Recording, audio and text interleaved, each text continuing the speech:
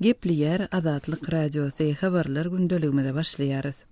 Türkmenistana daşar ýurtlardan täze mobil telefonlary getirmek üçin indi ýürite ruhsat talep edilýär. Bu arada Aşgabatyň halkara aeroportunda ýerleşdirilen ýürite bildirişde edilýär.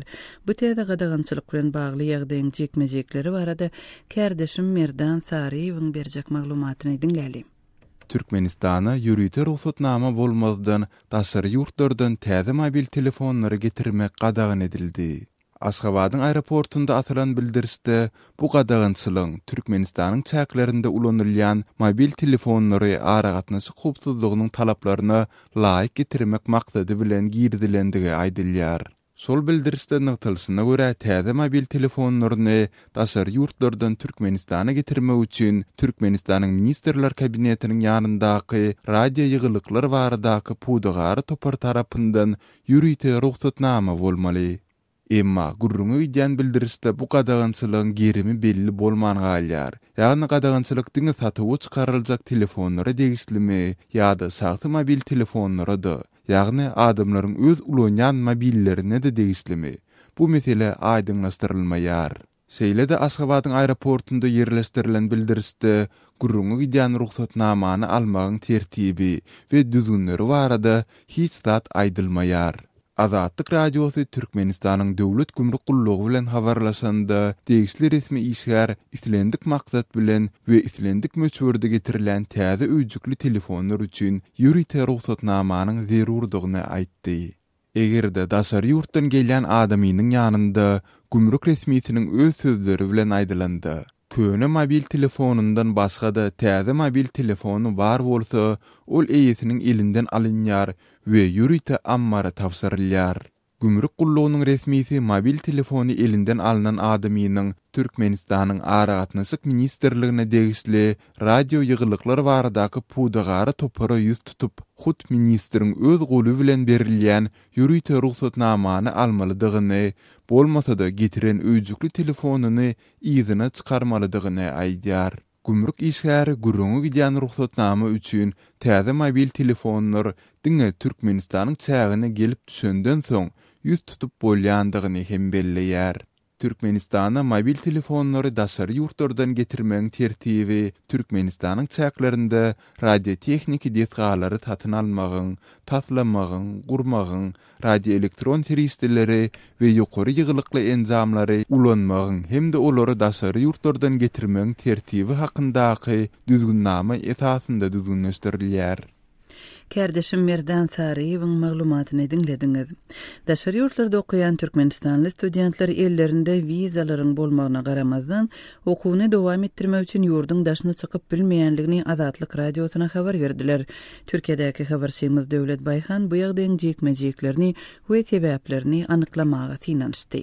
Azatlyk Radiosyna gelip gowşan hatlarda dürli ýurtlarda ýokary bilim alýan türkmenistany studentleriň käbiriniň dynjalşy ýa-da başga sebäp bilen öýüne dolananlaryna ýygyna göýbermänini gaýan edilýär. Şol wagtyň özünde de daşary ýurtlardaky ýokary okuw jaýlaryna okumaga gitjek bolýanlaryň hem käbiriniň Aşgabatyň aeroportuna ýygyna gaýtarylyanyny barada köp sanly habarlar gelip gowşýar. Azatlyk Radiosyna gelip gowşan hatlaryň birine howpsuzlyk sebäpli öz adynyň marallyp tutulmagyny isleýän bir türkmenistany student şeýle gurrun beripdir. 2016-njy ýylyň 3-nji awgustunda Türkiýe döwletine urşak bolamda Aşgabat aeroportundaky migrasiýa gullugy tarapyndan ýygyma gaýtarylym. Maňa öz vilayatymyzda migrasiýa gullugyndan näme sebäpden gaýtarylanyny bilmek üçin ýüz tutmamy aýtdylar. Öz vilayatymdaky migrasiýa gullugyna baramda gaýtaranlaryň özünden sorama lekeniňiz diýen jogap aldım. Aşgabatda daşary ýurda göýbermän ýygyna gaýtarylýanlaryň arasynda okumaga gidip barýanlara hem duş gelýär. Mysal üçin Gunço 23-nji awgustda Türkiýe döwletine student hökümine gitmekçi bolanlar Aşgabatyň aeroportunda ýygyna gaýtaryldy. Oň eline Türkiýanyň 40'lar eli universitetiniň çakylygy, pasportyndan bolsa Türkiýanyň ilçikanasynyň student talip wizasy bilen birlikde hatda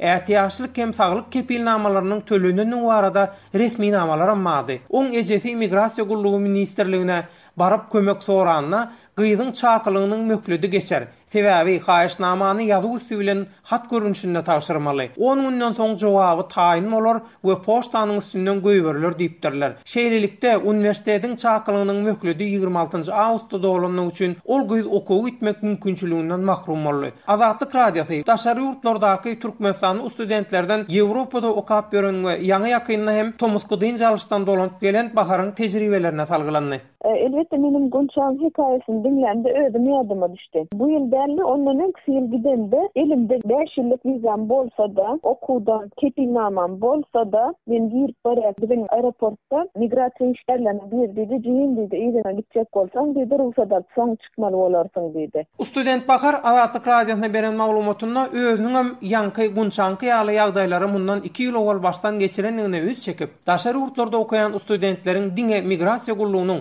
Aşgabatdaky merkezinden ýürüýte ruhsat gata alandan soň aeroportdan göýberilýändigini aýdýar. Bahar daşary ýurtda okap beren studentleriň ýa-da okumaga gitjek bolýanlaryň gerek bolan ähli resmi namalary kemçiliksiz bolaýanyda migrasiýa gullugynyň şeýle ýürüýte ruhsaty alyp aeroportda barmasa göýberilmeýändigini ýatladýar. Ruhsat gat üçin arda berilenden 3 hepde soň poçtaň üstü bilen daşary ýurda çykmaga ruhsat berip berilmeýändigini öwrenýär. Burdan oňoýsy jogap gelýärse hiç kim oň sebäbini düşünýärok. Daşary ýurda çykmaňyz bolanok diýen sözden başga hiç hili düşündürüş berilmeýär. Gadaganyň näçe möhlediniň bardygy, haçan başlap haçan gutorjokdygy ma'lum edilenok. Pasport kopyalar toplap alýarlar. 3 hepdeden soň şol jalabyny aýdýar. Gitordun barmy ýokmy? Başga hiç hili düşündürüş yok. Näçe seni çıkaranoklar we haçan çıkarjany hiç kim aýdanok. Azatlyk Radiosu Türkmenistandan daşary ýurda göýberilmeýän studentleriň ýagdaýy barasynda migrasiýa gullugynyň Aşgabatdaky maglumat merkezine jaň edip olardan maglumat almagy ýanşypdyr. Ýöne maglumat almak üçin hat üstü bilen haýyşnama ýazyp iýerilmelidigini we ondan soň jogap berilýändigini aýdyp telefonna maglumat bermekden ýüze gürüpdirler. Türkiýedäki habarçymyz Döwlet Baýhanyň maglumatlaryny dinlediňiz, gepleşigimizi bildirişimiz bilen dowam etdirýäris. Azatlygy line ulgamynda Osmok 420 773 797 383 telefon belgisi arkaly tapyp bilersiňiz. Biziň bilen habarlaşyp maglumatlary, suratlary we videolary ugradyň. Şahsiýetiniz dogry gizlilikde saklanır. Osmok 420 773 797 383.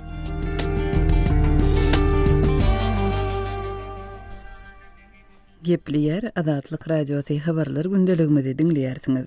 Türkmen häkimetleri ýurtda başlanan paxta ýym kampaniýasynyň şol üstünlükli netije berjegine ynam bagladylar. Resmiler şol 1 milyon 50 000 tonna paxta hasylynyň ýygnalmagyna garaşýandyklaryny öwran etdiler. Şol bir wagtda hasyl ýygnamagy işinde büdjetden aýlyk alýan işgärleriň iş güýjüne ulanmak tejribesiniň şol hem gaýtalanýanlygy habar berilýär. Kärdeşim Merdan Tariýewiň maglumatyny dinleýälim. Daşowuzda paxta ýygymy resmi taýdan sentýabryň 7-sine başlanýan bolsa-da, Türkmenistanyň bu Demirazlyk welaýatynyň käbir taraplarynda paxta ýygymy eýýäm geçen aýyň ortalaryndan bäri dowam edýär.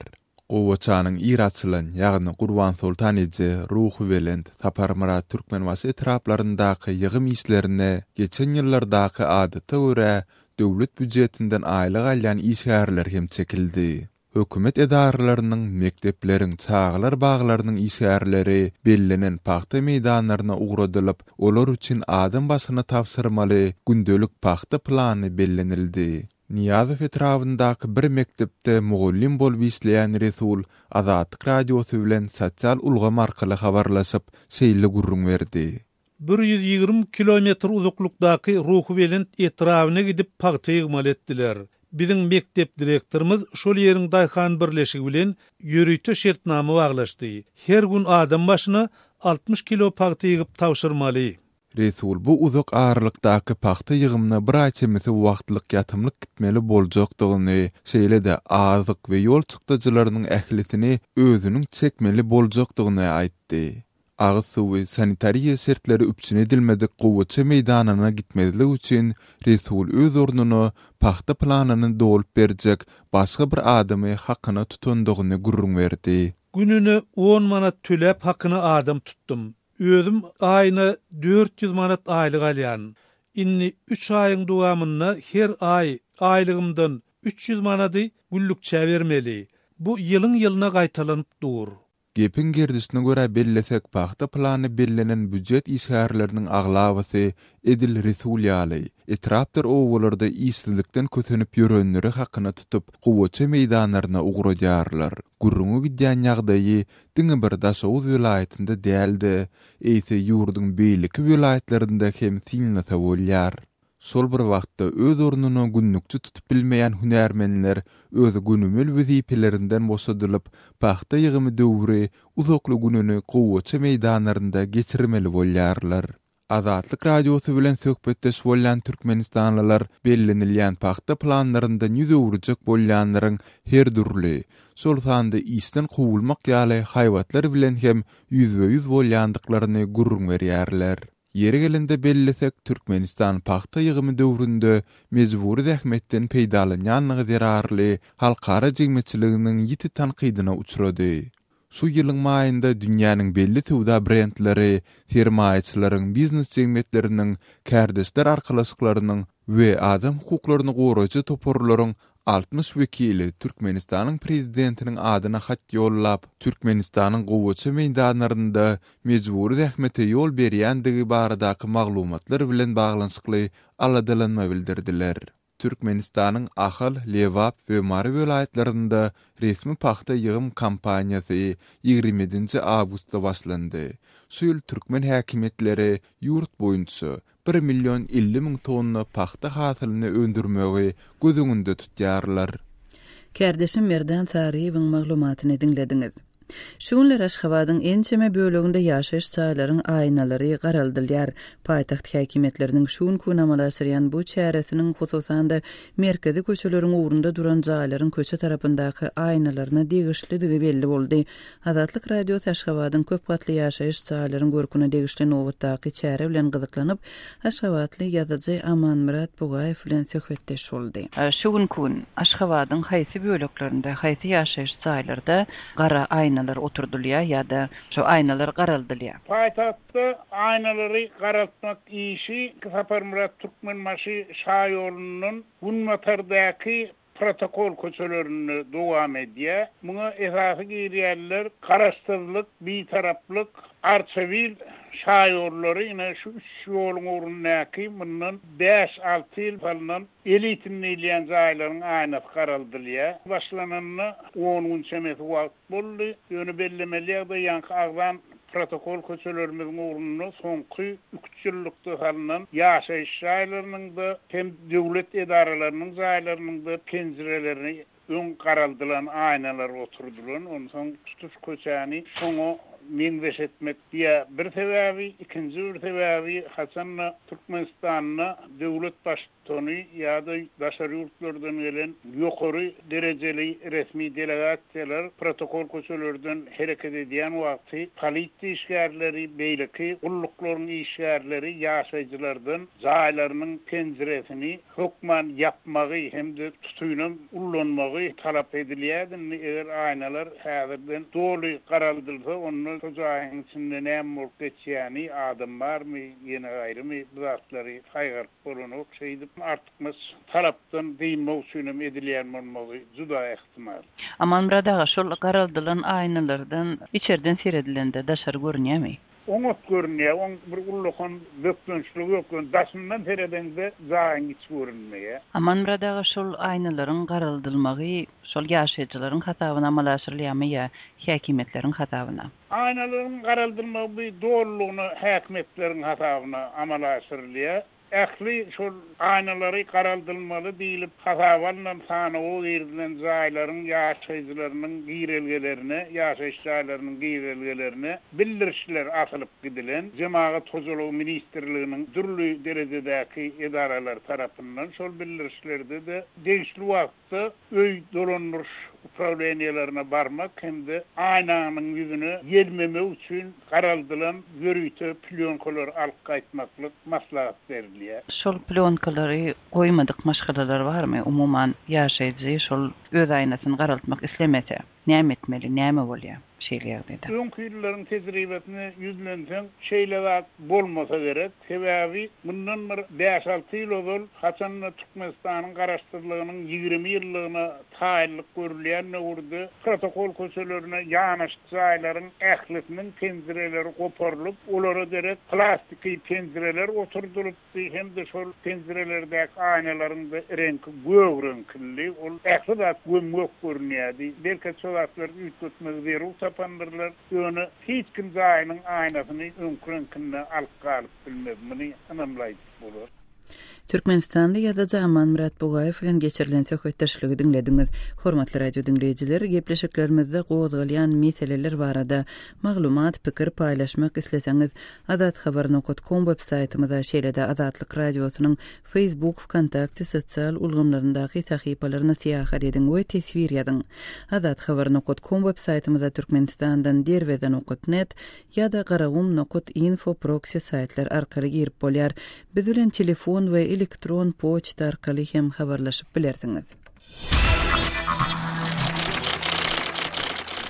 Azatlygyň e-mail adresi metbugat e-mail belgisi gmail.com. Bize ýazyp maglumatlary, suratlary we videolary ugradyň. Şahsiýetiňiz dogly gizlilikde saklanır. Metbugat e-mail belgisi gmail.com. Gepleýär Azatlyk radiosyny siz habarlar gündeligimizde dinleýärsiňiz. Türkiýanyň premier ministri Binali Yıldırım hökümet güýçleriniň we Siriýanyň gozgalaňçylarynyň Islam döwleti toparynyň ekstremistlerini Siriýanyň Türkiýe bilen serhediniň golaýyndan dogly gysyp çykaranlygyny aýdýar. Türkiýanyň 24 awgustda başlan bu çäretiniň netijeleri barada habarçymyz Arat Perwişiň berjek maglumatlaryny dinläýäli.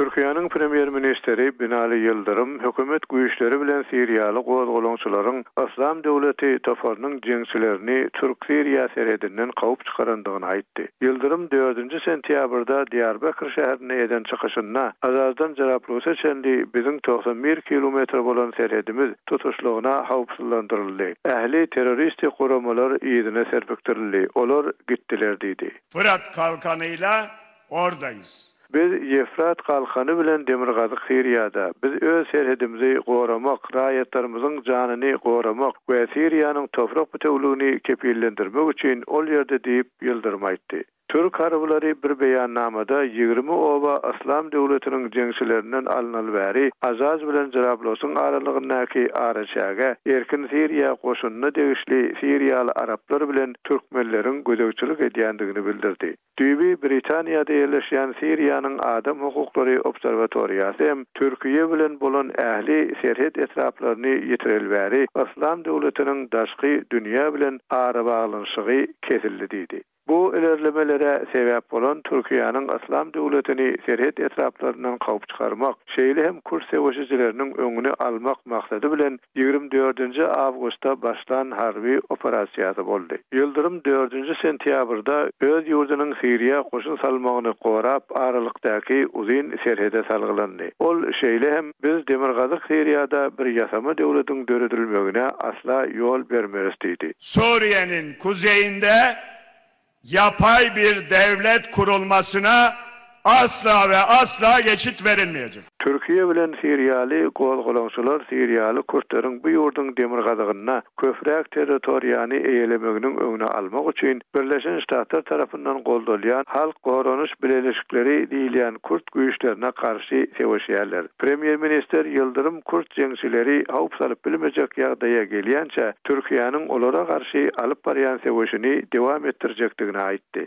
PYD terör örgütü ülkemize zarar vermeyecek hale gelirse o zaman tekrar geri döneriz. Teröristik gurama PYD bizim ýurdumuza ziyan ýetirmejek ýagdaýa gelen madyna biz ýygymuza dolanarys. Bu bolmasa bizim esasy işimiz ýurdumuzy goramak, raýatlarymyzyň howpsuzlygyny kepillendirmek bolar. Bu iş üçin näme zerur bolsa ederiz diýip Yıldırım aýtdy. Türkiýanyň garaýşyça YPG terroristik gurama hesaplanýan ýaragly topar Kürdistanyň İşçiler Partiýasy PKK-nyň bir goly. Ýöne Birleşen Ştatlar YPG sewaşçyları Islam döwletine karşı göreşde mühim stratejik bölek diýip olary beýleki kömekler we hawadan urulýan zarbalar bilen goldaýar. Xitayın Hanzhou şäherine geçen G20 sammitinde hem Siriya gün tertibinde durdu. Russiýanyň prezidenti Vladimir Putin bilen Germaniýanyň kansleri Angela Merkel 4-nji sentýabrda sammitin gapdalyna 2 sagada goly gepleşik geçirdiler. German hökümetiniň sözçüsi Stefan Seibert iki ýolbaşçynyň Siriýadaky konflikt aýratynda Aleppo'daky betbaşçylykly humanitar ýagdaýlar hakda pikir alşandyklaryny aýtdy. Seibertiň bildirmegine görä Putin bilen Merkel Ukrainada barýan konflikt hakda hem görüleşipdirler. Habar Simad Aras Pervişin maglumatlaryny dinlediňiz. Owanistan'da Türkmen şahyry merhum Abdülmecid Turanyň hatirasyna ulmy maslahat geçirildi. Owan türkmenleriniň arasynda taryhy we ilmi eserler bilen meşhur ýazyjynyň döredejiligi we muňa başlanyp geçirilen çäre barada kabuldaky habarçymyz Şamerdan Uly Muradinyň berjek maglumatlaryny dinläli. Awgan türkmenleriniň görnükli ýazyjy we şahyry merhum Abdülmecid Turanyň ýyl dönümi ýatlandy. Şu münasibetli Awganistanyň serhetler we tire taýpalar boýunça ministrleriniň kömegi bilen Kabulda dün ýygnak geçirildi. Oňa ýazyjy we alymlar gatnaşdy. Balyk Üniversitetining muallimi doktor Muhammed Salih Rasyk Yıldırım'ın aýdysyça ilmi maslahat Türkmen Geňeşiniň tagallasy bilen geçirildi. Onda alimler Abdülmecid Turanyň döredijiligi barada çykyş etdi. Abdülmecid Turanyň ençeme eseri çap edilip il arasynda ýaradyldy. Ol awgan türkmenleriň taryhy barada hem bir kitap çap edipdi.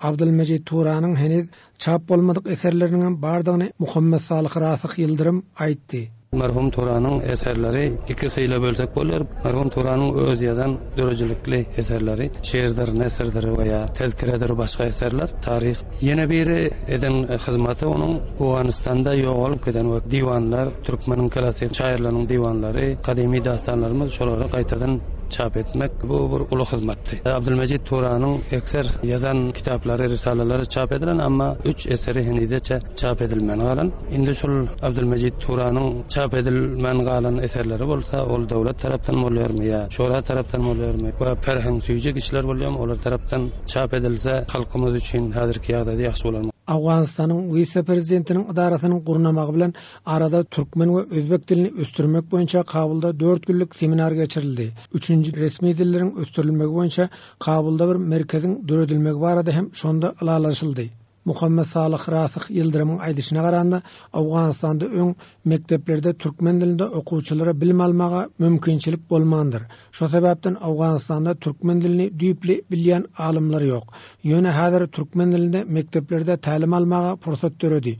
3-nji ýerli resmi diller boýunça geçirilen seminaram türkmen diliniň ösmegine kömek eder diýip Yıldırım umyt bildirdi. Awganistanda türkmen dilinde okuw bolmasa biziň her hiç bir gaýsymyz hem mektepde türkmençe türkmen dilinde okumadyk. Şonuň üçin henizeçe bir standart dilde hem bizde ýok diýeni ýani Awganistanda hususan dil geriminde şonuň üçin işlemek ören bir kıyın. Indi mana şu saparky geçirilen 3-nji resmi diller barada seminar netijesi bolar diýip meniň arzum bar.